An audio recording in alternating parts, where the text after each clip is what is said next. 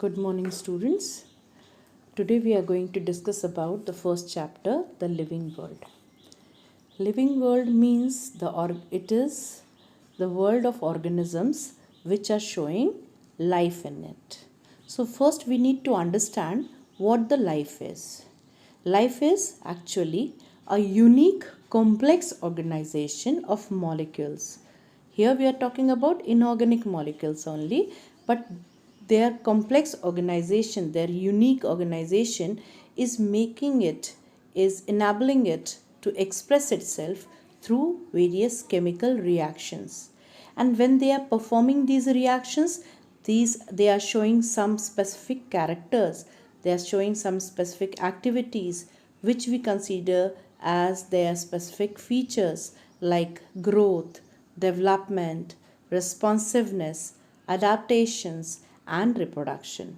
So basically, when we discuss about the unique features of living organism, we come across that they show growth. Growth means here all living organisms, they show some internal growth due to addition of materials and formation of cells inside the body. If we compare it with the non-living organisms like mountain, crystals, if anything is showing growth, but their growth is different in the manner that their growth is due to addition of similar materials to their outer surface. Okay. Similarly, the second important character of living organism is reproduction. Reproduction means producing a replica of its own. So here this feature is present in living being only, not the non-living. Third one is metabolism. Metabolism means it is actually the sum total of all types of chemical reactions occurring in an individual due to specific interactions amongst different type of molecules in the interior of the cells. So here all these activities, all the chemical reactions are actually taking place inside the organism. Okay, and because of this metabolism activity, which are actually of two type, catabolism and anabolic activities. So catabolic and anabolic activity is actually bringing out or are involved in various type of physiological activity which are shown by the living organisms such as respiration, digestion, everything. And if we compare it with the non-living, they do not show any kind of metabolic activity. Okay, so this is defining feature. This is the feature through which we can identify that the organism is living or not. Similarly, the fourth special character of living being is consciousness. What do you understand by it? It is actually the awareness of the surrounding. Consciousness is making the organism, making the structure aware of its surrounding, and they respond to the external stimuli. What the stimuli is? Stimuli is actually the any kind of change in the surrounding. So these external stimuli, which may be of physical, chemical or biochemical type, all the living organisms are able to, or they actually show the consciousness towards this stimuli. They respond to these stimuli. Okay. So we can say on this basis, we can say that cellular organization, metabolism and consciousness are defining features of an organism. When we say defining features, means these are the features if are absent in any of the specimen object we are comparing for classifying it under living or non-living. If they show the absence of these features, then we will not consider that as living. So those features are considered as defining feature. Okay. Now one more thing, one important thing is lifespan. Every living organism shows a definite lifespan. Lifespan is the duration between the birth and the death of the organism. And there are various phases, like after birth the growth takes place, then the maturity comes, then the senescence comes, and then the organism dies. So that duration is there, the lifespan, specific lifespan is there in every living organism. So on the whatever the we have discussed, on that basis we can define living organisms as they are self-replicating, evolving and self-regulatory interactive system capable of responding to external stimuli. Clear? Now we are coming to the word taxonomy. If you want to understand this, actually we are looking for the some system through which we can organize the biodiversity, to help us to know about them in a very comfortable manner. Okay, so if we go to this term taxonomy, it is a Greek word where the taxis means arrangement and nomos means law. This term was given by A.P. de Candolle in 1813, and we can define it that it is the branch of study that deals with principles and procedure of identification, nomenclature and classification of organisms. So in another term we can say that taxonomy is helping us to organize, to study the living world or biodiversity in a very organized manner. Okay, so now coming to the what are the various type of taxonomy actually is present. So the first most term we come across is systematics. As the term meaning says, it is systema means order or sequence.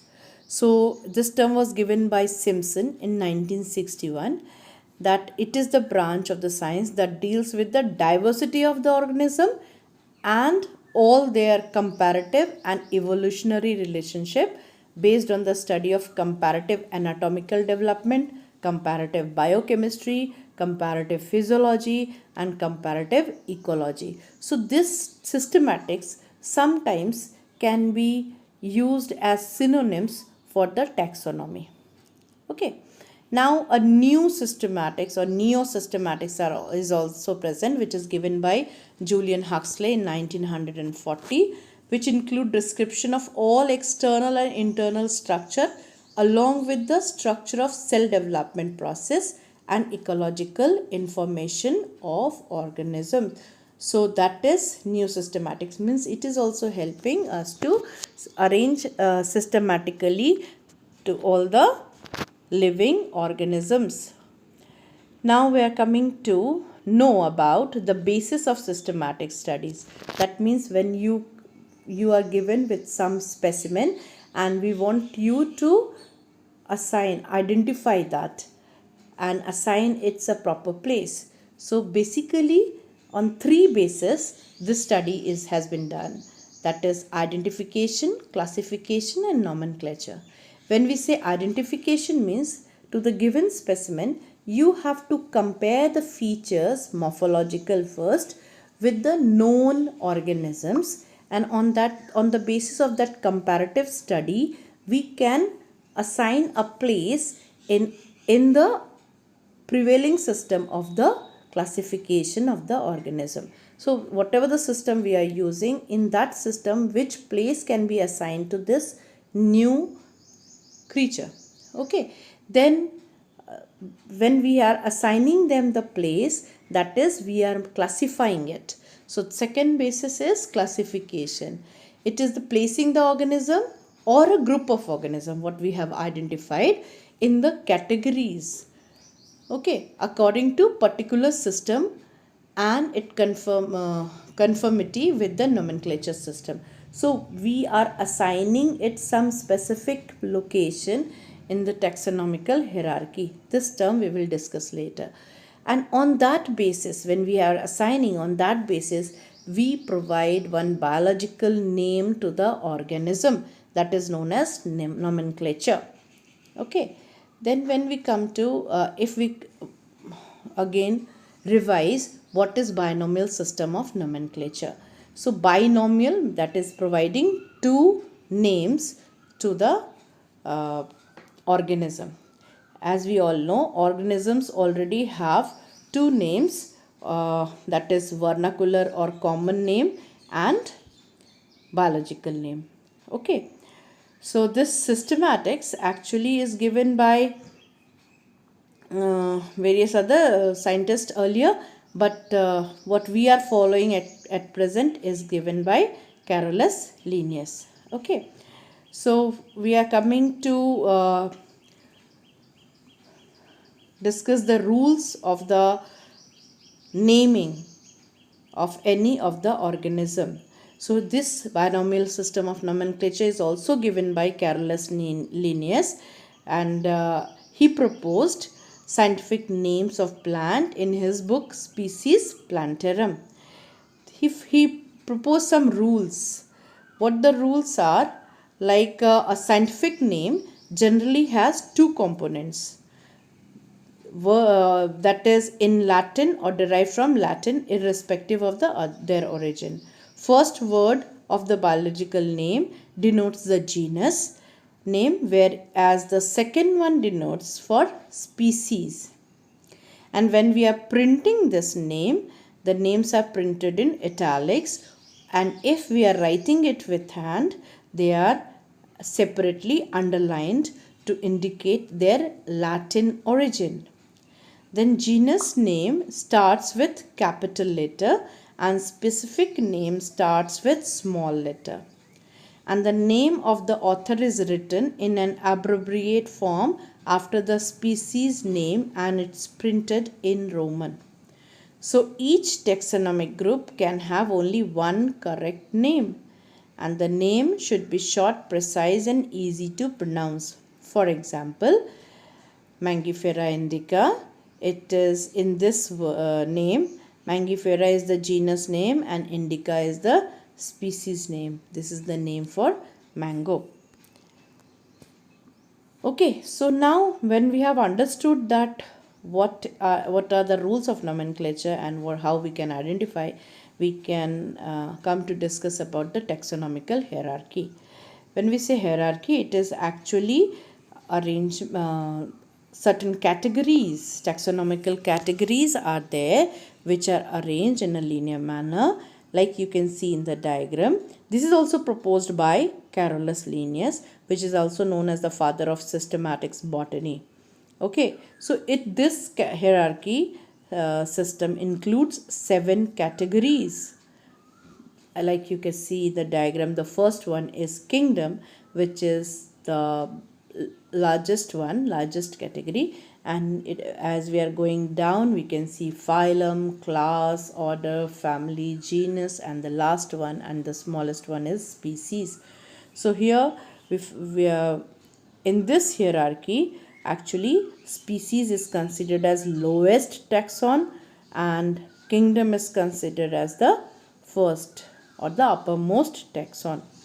If we talk about species, we can say that it is a group of individuals resembling one another in all major vegetative and reproductive characteristics. So they are showing the highest degree of similarity in between their members.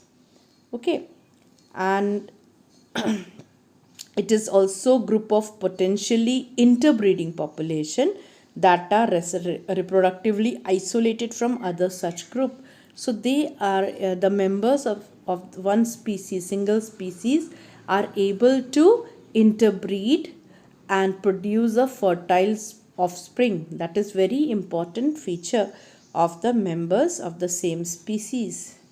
This species term was first introduced by John Ray.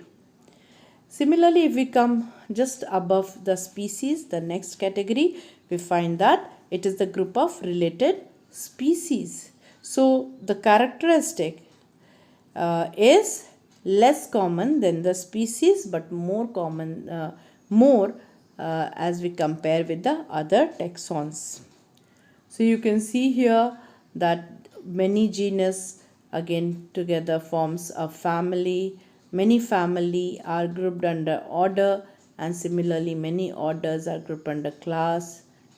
So many classes comprises and makes one phylum or division, and then they are together forming the kingdom. So in the kingdom, the organ in this taxon, here the taxon category or taxon is synonyms, which in this taxon we find that the most common features are not present, but the some because of some basic similar feature we are grouped them together in one category, that is kingdom. So it is the highest taxon. If we try to understand this with one example, like it is the example for the species Homo sapien. Here the word Homo is from the uh, genus and sapien is for the species. Okay, so when we come to when we discuss it about the upper one, we can see is shown as species. That is the whole hierarchy is inverted only. So member of this group genus Homo with the highest or with the high forehead and thin skull bones. So that was very common feature among the members of the sapiens species. Then we are using it under the genus Homo, which are hominids with upright posture and large brains. Similarly, so many genus other homin are also included in the family hominids. So these are primates with relatively first-faced and three-dimensional vision. Then when we come to the order, this is under primates order, where the mammal with collarbone and grasping finger. Then so many orders are there which are together making one class for them. So here all the primates are included under mammals, which the characteristic of this is they are chordates with fur or hair and milk gland. Then these mammals are included in the phylum chordates, that is the animals with a backbone, and such all those phylum along with this also is included in the kingdom, plant kingdom. Okay, so that means it is not sorry plant kingdom, it is animal kingdom. Animal kingdom means organism able to move on their own. So with the help of this we can assign a specific location in the taxonomical hierarchy to any of the given organism. And to find out that location, there are some taxonomic aids. Aids means some tools which are helping us to locate the position, such like museum, you all know, which is assemblage where we are keeping the fossils or dead remains or some imprints stored from the past, which are helping us to study that the situation, the features of the organism at that time. Then the second one is herbarium. Herbarium is a very important taxonomical aid because it is in this plant specimens are dried and mounted on paper and properly labeled, and many more informations are included in that, and that all are preserved in one place. Then the zoological garden, botanical garden, key manual flora and catalogs are various other taxonomic aid which actually enable us to study these things and find out the exact taxon, exact location for any of the organism. So if we discuss about herbarium, as I was telling you, this is the plant, this is the place where plants are mounted over the sheet and kept very safely. Okay, here we need to dry that specimen and then only we can mount. One more important teaching taxonomic aid is key. Key, you can see, is having some set of two questions in which we call them as couplet. So that set of two questions are in which both the question individually are known as lead. So in this way, when we say using key, that is two or more specimens are there, and these leads are helping us to reach to a conclusion. Like for Homo sapien only, you can see that the first one is, we can think about, do they have dry skin or they have dry scales, or the skin they have.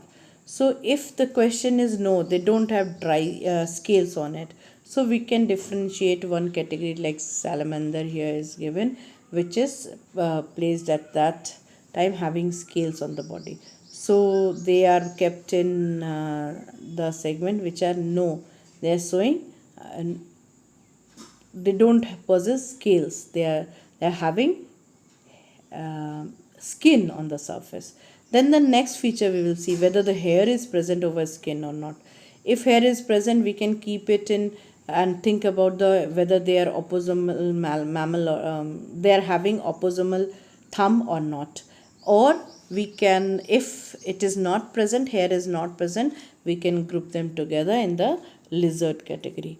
Then if again we will look for, if yes, they have the opposable thumb, then we will look for the next category that of lead, that it is having bipedal or tetrapedal.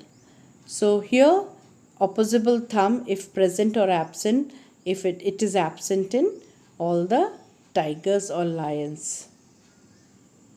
Okay, so in this way we can go through this lead and ultimately will conclude that whether the specimen is human being or not, that is member of Homo sapiens or not. Similarly, we find other taxonomical aid like flora. Flora is actually containing the detailed information about the habitat and distribution of the plant species of a given area. Okay, so with the help of that, for a specific area we can study the flora part. Similarly, one more thing is there, that is monogram. That is a handbook which is actually carrying information of any one taxon in detail. Then we have manuals. These are providing information for identification of names of species occurring in an area, and they also help in correct identification. So in this way we can say we have come to the end. Thank you.